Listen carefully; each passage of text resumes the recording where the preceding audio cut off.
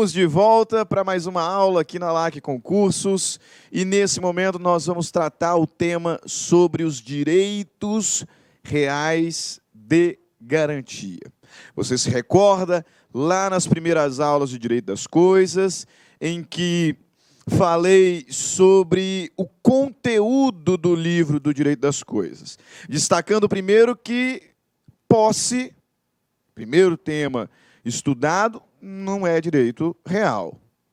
Tem-se, inclusive, muita discussão sobre qual seria a natureza da posse. Primeiro direito real, encartado lá no artigo 1225, é, portanto, o direito de propriedade. E abaixo do direito real de propriedade vem vários outros direitos, chamados de direitos sobre coisa alheia. Porque o proprietário, como o nome sugere, é o dono do bem, mas é possível que alguém tenha direito real sobre este bem sem ser proprietário. Por isso, direitos reais sobre coisa alheia. E aí são muitos os direitos reais sobre coisa alheia, você pode tomar nota lá no artigo 1225 do Código Civil. Você pode tomar nota. E nesse artigo, nós vamos encontrar alguns direitos sobre coisa alheia, de aquisição, como é o caso do direito do promitente comprador do imóvel, alguns direitos de gozo, como é o caso do usufruto, da habitação, e nós vamos também encontrar, dentre os direitos reais sobre coisa alheia, os chamados direitos de garantia, direitos reais de garantia. No 1225, 3 são os direitos reais de garantia identificados, quais sejam penhor, hipoteca e anticrese. Penhor, hipoteca e anticrese. Meus caros, os direitos reais não se confundem com os direitos obrigacionais.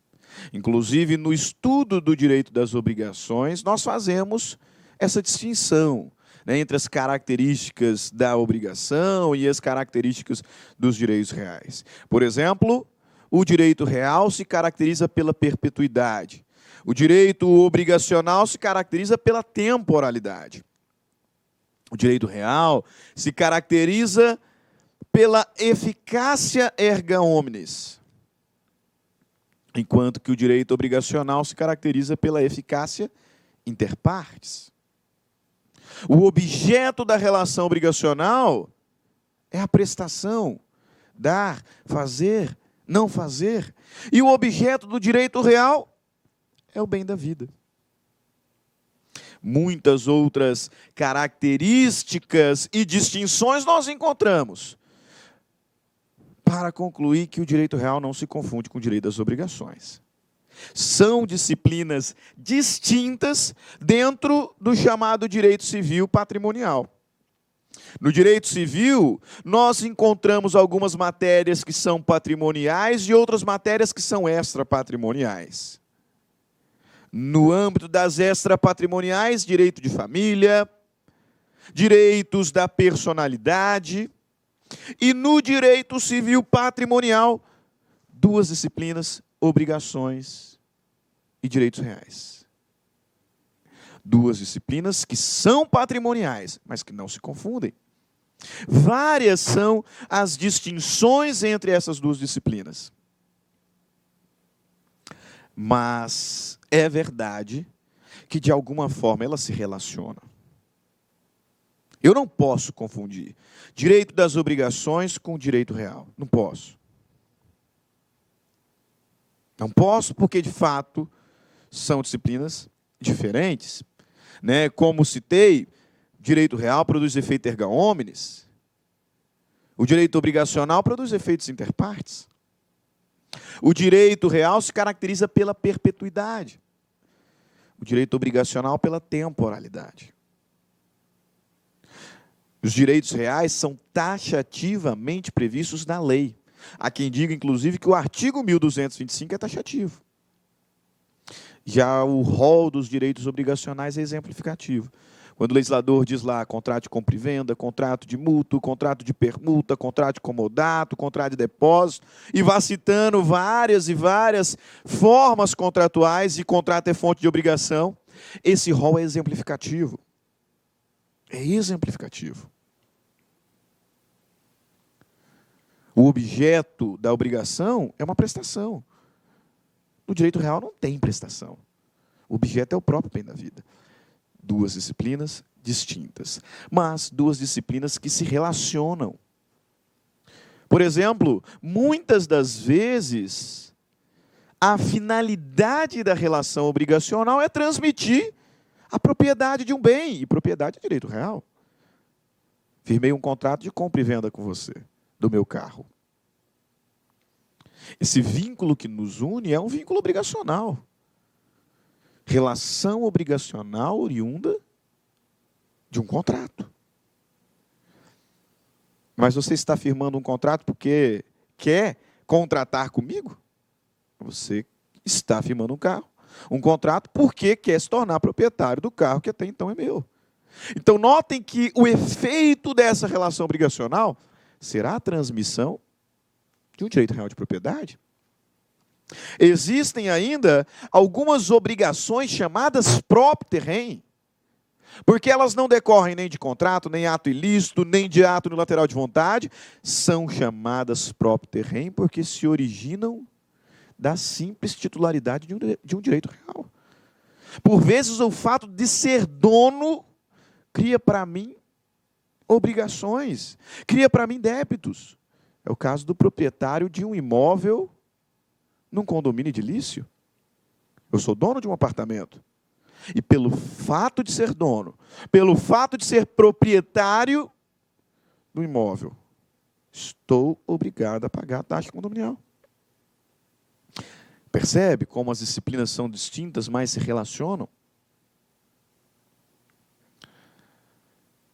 E aí a situação fica ainda mais destacada quando identificamos no 1225 três direitos reais que servem apenas e tão somente para garantir o adimplemento da obrigação.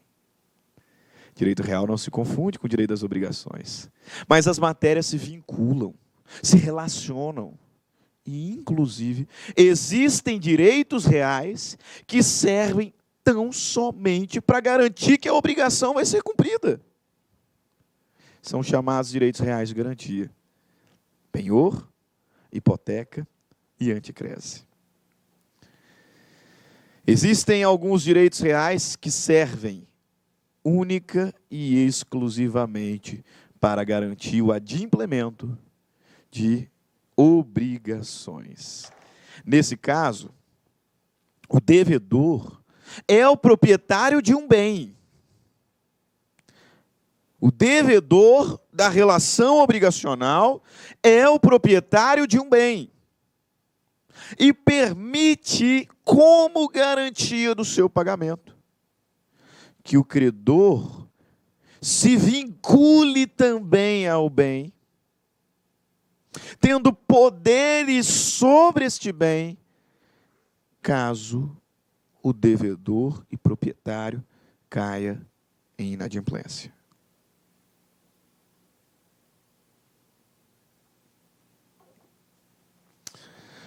Pela vontade das partes, o credor é vinculado a um bem que pertence ao devedor. E ele, credor, agora vinculado ao bem, ele não é dono do bem, mas em razão da obrigação estar vinculado a ele, terá poderes sobre esse bem, caso ocorra o inadimplemento. Antes de passarmos à análise desses três direitos reais, diferenciando e visualizando as regras gerais, importa-nos ainda destacar que, por conclusão do que falamos, os direitos reais de garantia, eles têm natureza acessória. Os direitos reais de garantia não existem em si mesmo. Eles são acessórios. Sim, porque você não me dá o seu imóvel em hipoteca porque simplesmente quer. Você consegue perceber isso? Meus caros, quando nós falamos em direito sobre principal e acessório, principal é o bem ou é a relação jurídica capaz de subsistir em si mesmo. E acessório é o bem ou a relação jurídica que não subsiste sozinha, que está vinculado a outro, o principal. Agora pense comigo. Nós estamos aqui batendo um papo, aí eu perguntei, e aí, você já adquiriu algum imóvel?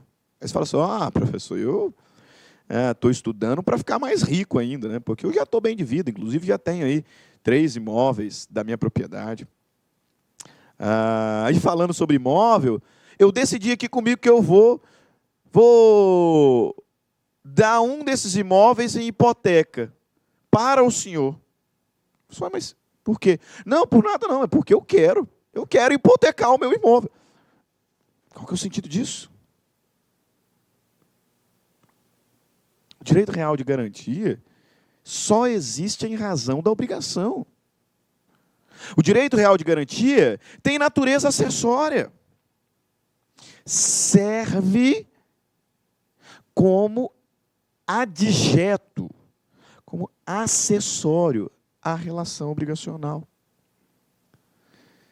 E isso posto, princípio da acessoriedade, acessório segue o principal, gravitação jurídica, se a obrigação for extinta, o que acontece com a hipoteca? Ela é extinta também. Se a obrigação for anulada, o que acontece com a hipoteca, com o penhor, com o anticrese? São extintos. Princípio da acessoriedade. Princípio da acessoriedade, ok? Perfeito? Introdução realizada, cumprida, com sucesso? Vamos então para a lei. Primeiras regras gerais sobre os direitos reais de garantia. Artigo 1419. Observe aqui, ó. Nas dívidas garantidas por penhor. Primeiro direito real. Anticrese. Hipoteca. 3 direitos reais aqui apresentados. O bem dado em garantia fica sujeito por vínculo real ao cumprimento da obrigação. Esses 3 institutos são direitos reais. São direitos reais. Mas direitos reais que estão vinculados a uma relação obrigacional. Existe em razão da relação obrigacional. Artigo 1420. Só aquele que pode alienar, melhor dizendo, só aquele que pode alienar poderá empenhar, hipotecar ou dar em anticrese. O que me parece muito óbvio, né? Só bens passíveis de alienação podem ser dados em hipoteca, penhor, anticrese. E só se você tem poder de alienar, penhorar, empenhar, melhor, só se você tem o poder para alienar, dispor daquele bem, é que você terá direito de hipotecá-lo, pô. Não me parece óbvio? Não faz sentido nenhum. Você não pode alienar aquele bem imóvel. Por que não? Porque você não é dono dele. Você pode dar hipoteca? Não pode, pô. Raciocínio lógico. Só aquele que pode alienar o bem é que pode empenhá-lo, hipotecar ou dá-lo em anticrese. E só os bens que se podem alienar podem ser dados em penhor, anticrese e hipoteca. Estou diante de um bem que é inalienável. Posso dar em hipoteca? Não posso, pô. Você não é dono do bem. E, portanto, não pode aliená-lo. Tem como você me dar esse bem em penhor? Não. Então, o legislador, no artigo 419, nos identifica os 3 direitos reais, dizendo que eles são direitos reais, mas estão vinculados ao cumprimento de uma obrigação.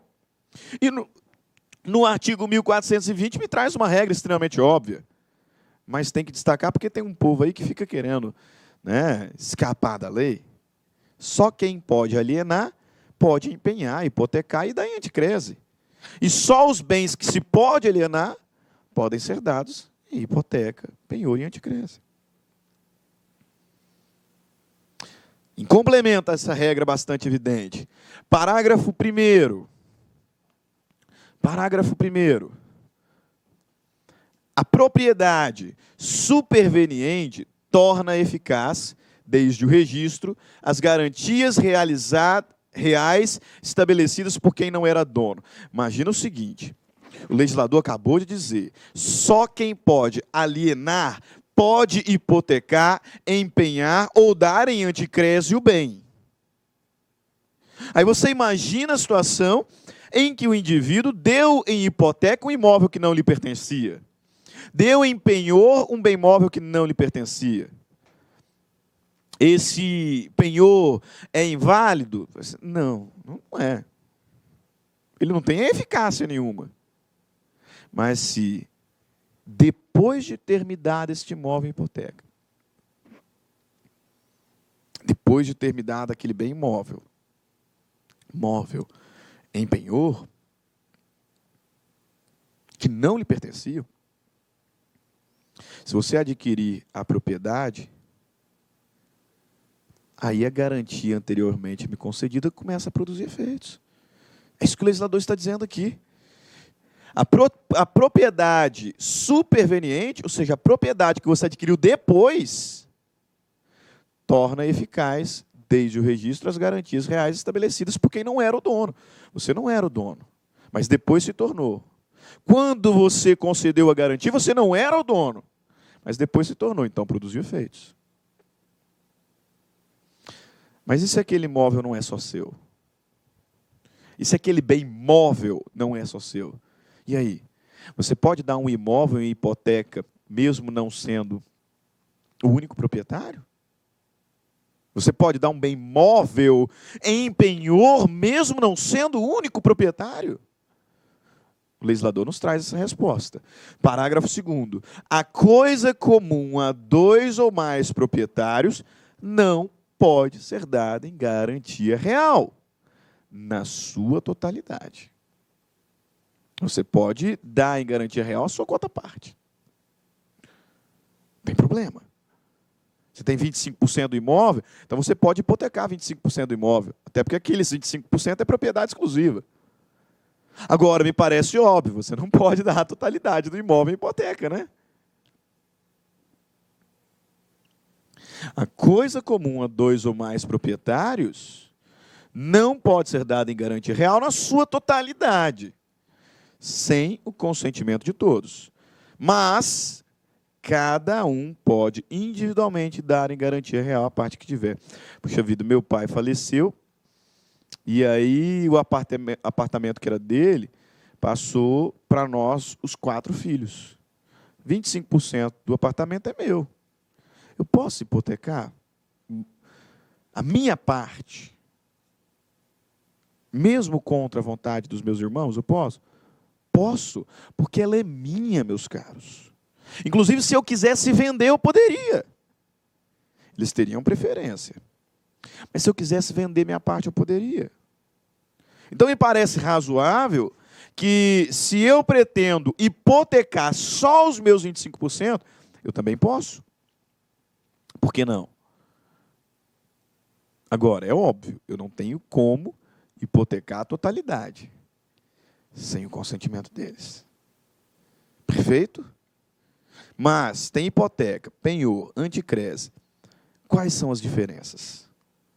Quais são as diferenças entre esses 3 direitos reais? Então vamos lá à identificação. Primeiro, hipoteca. Hipoteca é um direito real, em regra, sobre bem imóvel. Bem imóvel, e aí eu disse em regra, porque em algumas situações veremos, abrange bens móveis, mas bem móveis que têm tratamento legislativo de imóveis. O navio é móvel ou é imóvel? Me parece que ele é móvel, né? Afinal, ele se move. O avião é móvel ou imóvel? Me parece que ele é móvel, né? Afinal, ele se move. Mas o legislador trata esses com as mesmas regras dos imóveis. Então, será que eu posso dar um navio em hipoteca? Um avião em hipoteca? Em regra, a hipoteca é uma garantia sobre bem imóvel. E aí, o credor da relação obrigacional passa a ter poderes sobre aquele bem. E em razão da titularidade desse direito, passará a ser chamado de credor hipotecário. Quem é o titular da hipoteca? É o credor, não é? O devedor continua a ser proprietário. O devedor continua a ser proprietário, titular do direito real de propriedade. O credor é o titular de um outro direito real sobre aquele bem. Direito real de hipoteca. De hipoteca. E ele recebe um nome. Credor hipotecário. E o bem imóvel que foi dado em hipoteca, bem hipotecado. Ok? Reservei aqui o artigo 1473 para percebermos e identificarmos quais são os bens que podem ser hipotecados. Em regra, imóveis. Ou aqueles que são tratados como tal. Mas o legislador vai especificando cada um deles. Artigo 1473. Podem ser objeto de hipoteca os imóveis e os acessórios dos imóveis, conjuntamente com eles. 2. O domínio direto. O domínio útil, inciso 3º. 4. As estradas de ferro. 5. Os recursos naturais a que se refere o artigo 1230. Independentemente do solo onde se acha. Você se lembra que o proprietário é dono do subsolo, artigo 1230, só que não abrange os recursos naturais, etc. O legislador está dizendo, os recursos naturais podem ser dados em hipoteca independente do solo. 6º, os navios. 7º, as aeronaves. 8º, o direito de uso especial para fins de moradia. 9º, o direito real de uso. 10º, a propriedade superficiária. Deu uma boa lida nesse artigo aqui, porque vez ou outra ele aparece em provas. Mas, e o penhor? Meus caros, se a hipoteca é um direito real em regra sobre bem imóvel, ou aqueles assemelhados, ou relacionados a bem imóvel, o penhor, por sua vez, é um direito real sobre bem móvel. Sobre bem móvel. E o credor que é titular desse direito tem um nome bem feio. Credor pignoratício. O credor que é titular da hipoteca, credor hipotecário, molezinha, né? O credor que é titular do direito de penhor é chamado de credor pignoratício. E agora uma pegadinha clássica. Se o bem que eu dei em hipoteca é chamado de bem hipotecado, o bem que eu gravei de penhor, ele é bem o quê? Penhorado? Ah, para. Bem penhorado é aquele que é objeto de penhora. Penhora é outra história. Penhora é um instrumento processual de execução, que inclusive cabe contra bens imóveis. Não é bem penhorado, é bem empenhado. Bem empenhado. Ok? Vamos para a lei aqui ver o que o legislador nos fala de forma genérica sobre o penhor. Artigo 1431.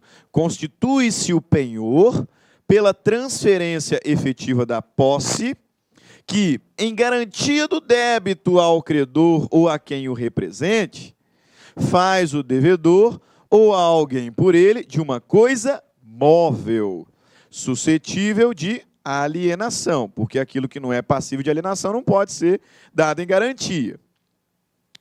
Perfeito?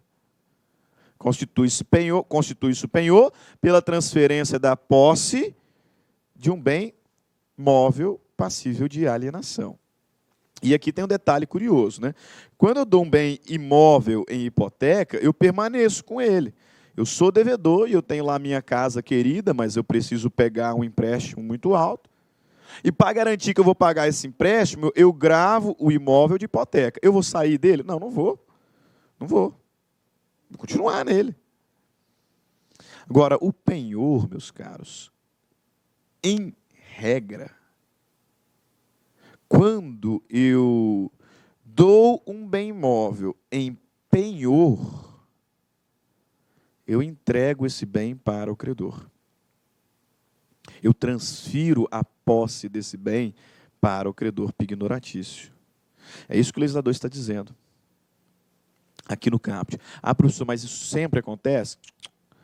Parágrafo único. No penhor rural, industrial, mercantil e de veículos, as coisas empenhadas continuam em poder do devedor, que as deve guardar e conservar. Então, no penhor rural, industrial, mercantil e de veículos, o devedor continua com a posse do bem empenhado. Mas, afora isso, ele vai entregar o bem para o credor pignoratício. Ok? Próximo ponto, portanto, anticrese. E aí?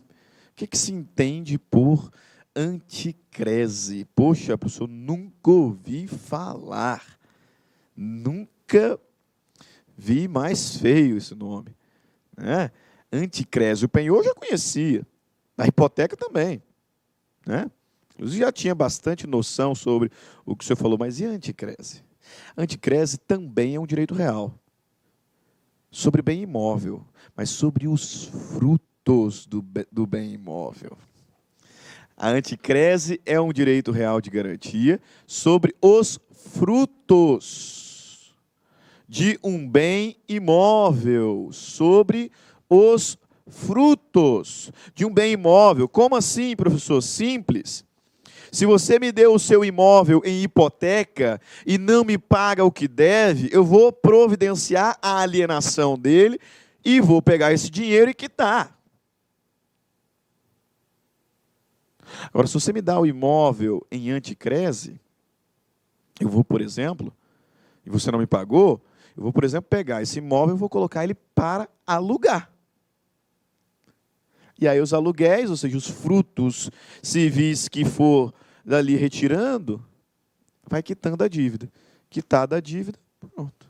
Aí eu te devolvo. Percebeu? Interessante, né? Interessante. O credor, desculpa, o credor é chamado de credor anticrético e o bem dado em anticrese. Aí a gente não vai inventar nome, não. Né? Bem dado em anticrese. Vem para a lei. Artigo 1506. Pode o devedor ou outrem, por ele, com a entrega do imóvel ao credor, ceder-lhe o direito de... Olha a diferença da hipoteca para a anticrese, porque as duas envolvem bem imóvel, né? Ceder-lhe o direito, em compensação da dívida, os frutos e rendimentos. O direito de perceber os frutos e rendimentos. E quando esses frutos e rendimentos forem suficientes para quitar a dívida, aí eu devolvo o bem. Aí eu devolvo o bem. Perfeito? Senhores, sobre conceito e algumas regrinhas específicas era o que eu tinha, tá? Para falar sobre os direitos reais de garantia. De modo que eu separei para essa partezinha final da nossa aula os artigos sobre as disposições gerais. As disposições gerais aplicadas às 3 espécies de garantia real: penhor, hipoteca e anticresse. E aí, me perdoe, mas não tem como ser diferente. Letra da lei. Então vamos para a letra da lei, tá? Do artigo 1421 ao artigo 1430. Vamos para a letra da lei. Você aí com o seu código aberto, marcando. E aí, conforme vamos aqui trabalhando os artigos, eu vou fazendo os devidos comentários, ok? Mas aqui, me perdoe pela leitura, mas não tem como evitar. Letra da lei. Precisamos bater o necessário do seu edital, ok? Você já sabe o que é penhor. Você já sabe o que é hipoteca. Você já sabe o que é anticrese. Já sabe. Então, agora vamos para as disposições gerais. Artigo 1421. O pagamento de uma ou mais prestações da dívida não importa exoneração correspondente da garantia, ainda que esta compreenda vários bens, salvo disposição expressa no título ou na quitação. Então, se você pagou parcialmente, os bens que você me deu em garantia continuam todos em garantia. Não vou abater. Salvo se expressamente está no nosso contrato ou expressamente eu dispus na quitação. Ok? Indutivo, né? 1422.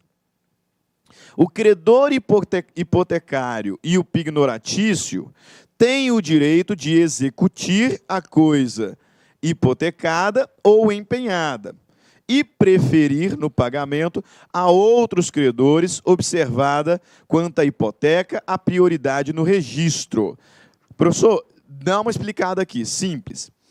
Meus caros, vocês já sabem que o patrimônio do devedor garante o pagamento.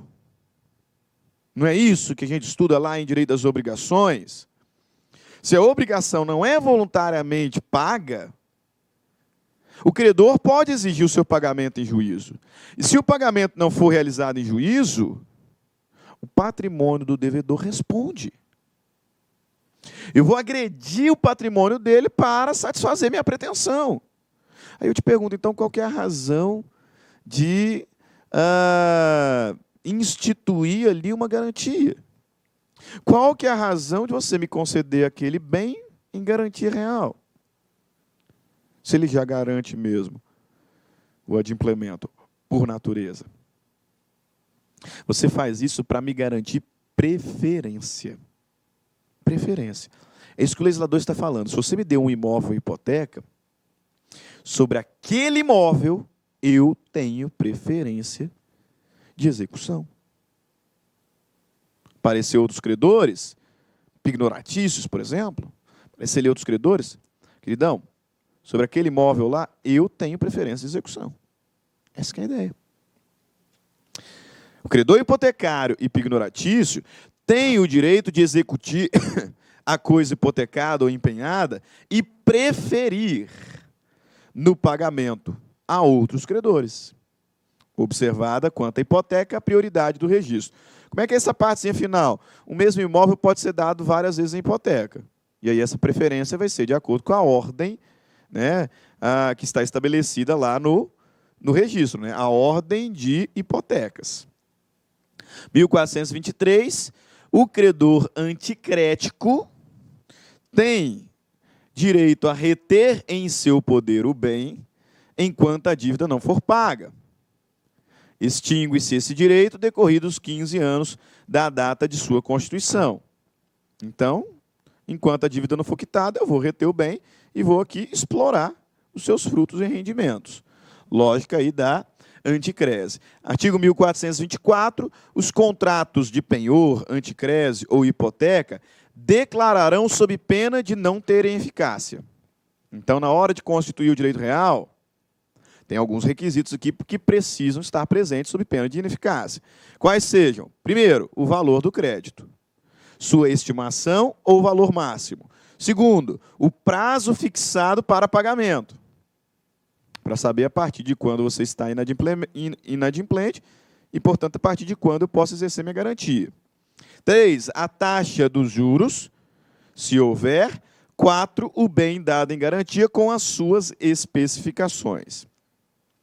Artigo 1425. Esse artigo aqui, muito interessante, por quê? Porque ele me apresenta situações de antecipação do vencimento. É isso mesmo.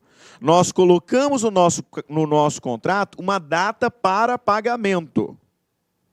Nós colocamos no nosso contrato uma data para pagamento.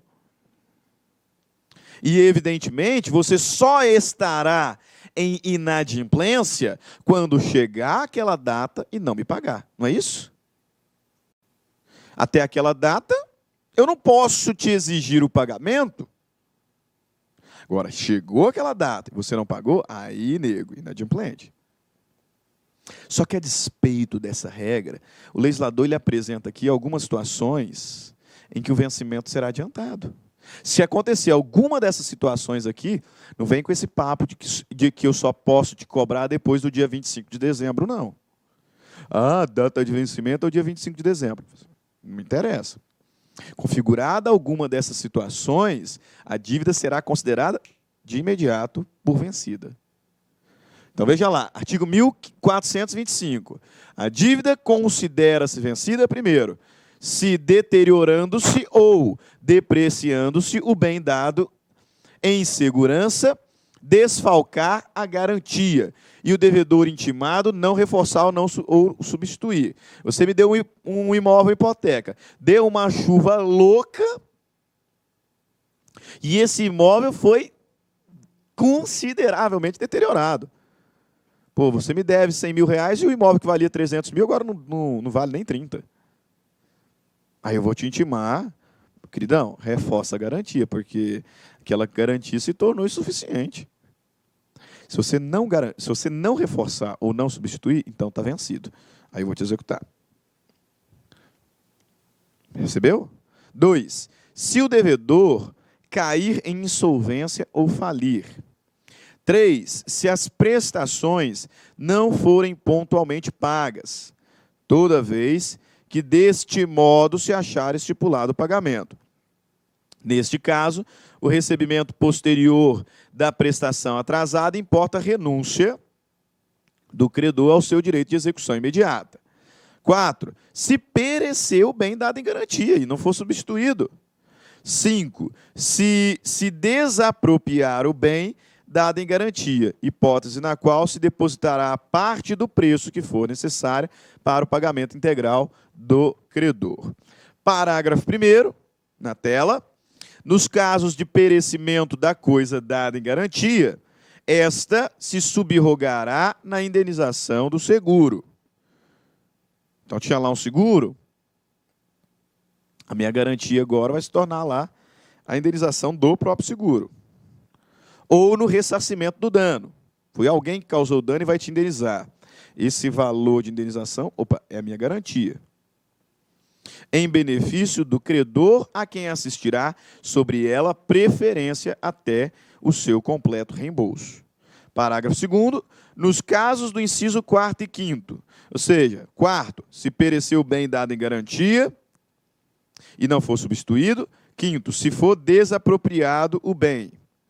Só se vencerá a hipoteca antes do prazo estipulado se o perecimento ou a desapropriação recair sobre o bem dado em garantia e esta não abranger outras. Subsistindo no caso contrário, ou seja, no caso de existir outras garantias, subsiste o prazo de vencimento, sendo a dívida reduzida com a respectiva garantia sobre os demais bens não desapropriados ou não destruídos. Artigo 1426. Já chegando no final.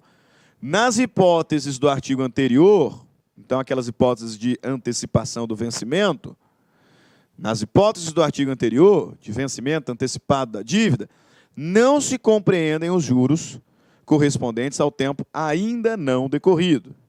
1427. Salvo cláusula expressa, o terceiro que prestar garantia real por dívida alheia, então seu pai prestou a hipoteca por uma dívida sua. Não ficará obrigado a substituí-la ou reforçá-la quando, sem culpa sua, se perca, deteriore ou desvalorize.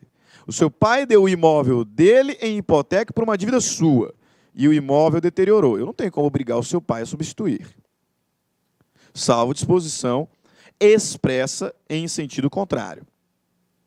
1428 é nula a cláusula que autoriza o credor pignoratício, anticrético ou hipotecário a ficar com o objeto da garantia se a dívida não for paga no vencimento. Tá? Você me deu um imóvel em garantia. Eu não posso falar, ó, se você não me pagar, ele é meu. Não posso. Parágrafo único. Após o vencimento, entretanto, poderá o devedor dar a coisa em pagamento da dívida. Você pode, depois de vencido, ó, não vou ter como pagar mesmo, então fica esse bem como dação em pagamento. Aí beleza, se eu concordar, show de bola. 1429. Os sucessores do devedor não podem remir parcialmente o penhor ou a hipoteca na proporção dos seus quinhões. Qualquer deles, porém, pode fazê-lo no todo. Você me deu um imóvel em hipoteca, e aí morreu. 4 filhos, 25%. O que o legislador está falando aqui é que o seu filho A não pode vir aqui me pagar só 25% da dívida e, assim, resgatar a parte dele sobre o bem. Assim, não pode. Ele pode vir e pagar tudo. E aí é óbvio que, se ele pagar tudo, ele tem direito de regresso contra os demais. Ele tem direito de regresso contra os demais. Parágrafo único. O herdeiro ou sucessor que fizer a remissão fica subrogado nos direitos do credor pelas cotas que houver satisfeito. Então, ele veio e me pagou tudo, aí ele pode regredir contra os demais, inclusive com a hipoteca sobre aquele bem imóvel. E, para concluir, artigo 1430, quando executido o penhor ou executada a hipoteca, o produto não bastar para o pagamento da dívida e despesas judiciais, continuará o devedor obrigado pessoalmente pelo restante. Então, você me deu um imóvel em hipoteca no valor de 100 mil e a dívida é 120 mil. Eu executei, peguei os 100 mil para mim, ficou faltando 20. Você está liberado? Não. Você continua me devendo os 20 remanescentes. É o que o legislador está dizendo aqui. Ok? Meus caros, isso era o que nós tínhamos para tratar sobre hipoteca, penhor e anticrese. E assim concluímos o estudo dos direitos reais de garantia. Ok? Grande abraço a todos, fiquem com Deus e até as próximas aulas. Nos vemos muito em breve aqui na LAC Concursos. Tchau, tchau. Clique lá.